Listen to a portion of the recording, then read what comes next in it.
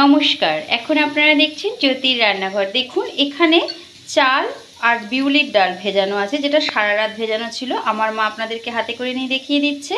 এটা এবার এই জল থেকে তুলে আমি একটা মিক্সার গ্রাইন্ডারের বাটির মধ্যে একটু একটু করে দিয়ে দেব। দেখুন সম্পূর্ণটা একসঙ্গে দিতে যাবেন না, অল্প অল্প করে দিলে বেশি ভালো হয়। আর একটা স্মুথ ব্যাটার আমি রেডি করে নিয়ে চলে আসছি।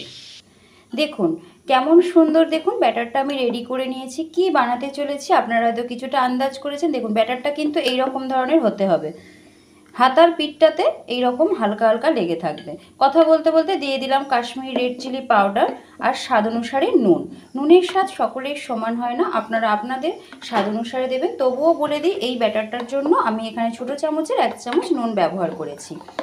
আমি আজ যেটা বানাতে চলেছি এটা সকলেরই অত্যন্ত প্রিয়, এবং গরমের দিনে এটা খাওয়া তো শরীরের পক্ষে ভীষণই উপকারী আর খুব চটজলদি হয়ে যায়, শুধুমাত্র এই ব্যাটারটা রেডি করতে যেটুকু সময়। চলুন তাহলে ফিরে যাই গ্যাসের দিকে। দেখুন প্রথমে ননস্টিকের ফ্রাইং প্যানটা বসিয়ে দিয়েছি, সামান্য একটু জল দিয়ে একটা টিস্যু পেপারের সাহায্যে মুছে নিলাম। এইবারে একটু ভালোভাবে গরম করে নিয়েছি তাওয়াটাকে।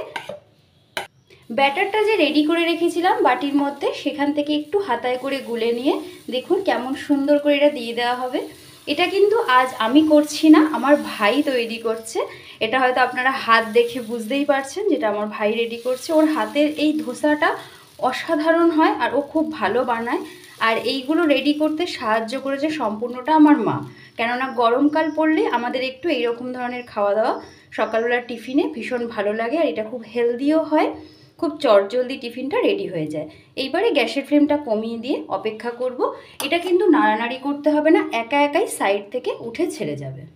দেখুন কেমন সুন্দর ফুটো ফুটো ধরনের হয়ে গেছে। এবারে এখানে সেদ্ধ করে রাখা আলুটা, এটা একদম ম্যাশ করে সম্পূর্ণ রেডি করা আছে, সেই আলুটা সামান্য সামান্য এতে দিয়ে দেওয়া হচ্ছে।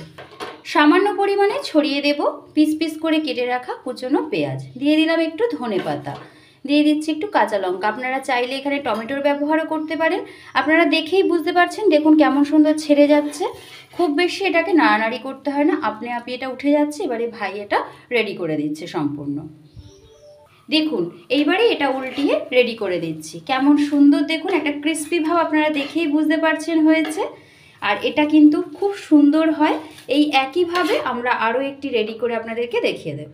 দেখুন আরও একটার জন্য সেম প্রসেসে রেডি করে নেওয়া হলো। জল দিয়ে দিল। এবারে টিস্যু পেপারের সাহায্যে একটু মুছে নিয়ে তাওয়াটা একটু গরম করে নিচ্ছি। দেখুন আরও একবার গুলিয়ে নিয়ে ব্যাটারটা দিয়ে দিচ্ছি। আপনারা অনেকক্ষণ ধরেই জ্যোতির রান্নাঘরের ভিডিওর সাথে জুড়ে আছেন। আপনাদের সকলকে আমি অনুরোধ করব দয়া করে ভিডিওটি একটা লাইক কমেন্ট করে শুরু করতে, এবং যারা নতুন বন্ধু আসছেন সাবস্ক্রাইব করে আমার পাশে থেকে যেতে, এবং আমার কমিউনিটি বক্সে একটা লেটার দিয়ে দেবেন। আপনারা বন্ধু হচ্ছেন যে ভিডিওর নিচে কোনো রকম কমেন্ট করবেন না বন্ধু হওয়ার, তাহলে কিন্তু সেই সাবস্ক্রাইবারটা কেটে নেয়। আমি ইউটিউবের নিয়ম অনুসারে আপনাদের পরিবারে 24 ঘন্টা পর অবশ্যই ব্যাক করব।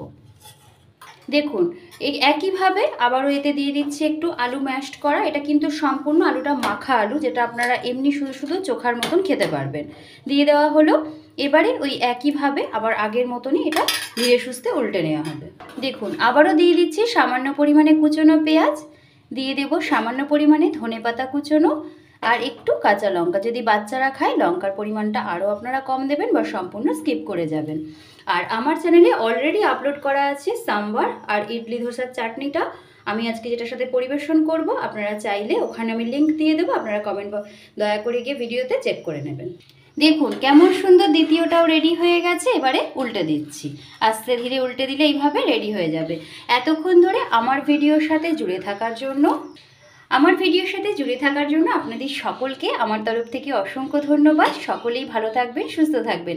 লাস্ট আমি প্লেটে সার্ভ করে আপনাদেরকে একবার দেখিয়ে নিচ্ছি।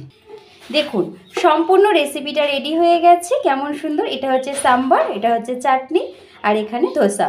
এই রেসিপিগুলো আমার চ্যানেলে অলরেডি আপলোড করা আছে। এতক্ষণ ধরে আমার ভিডিওর সাথে জুড়ে থাকার জন্য আপনাদের সকলকে অসংখ্য ধন্যবাদ। সকলেই ভালো থাকবেন, সুস্থ থাকবেন।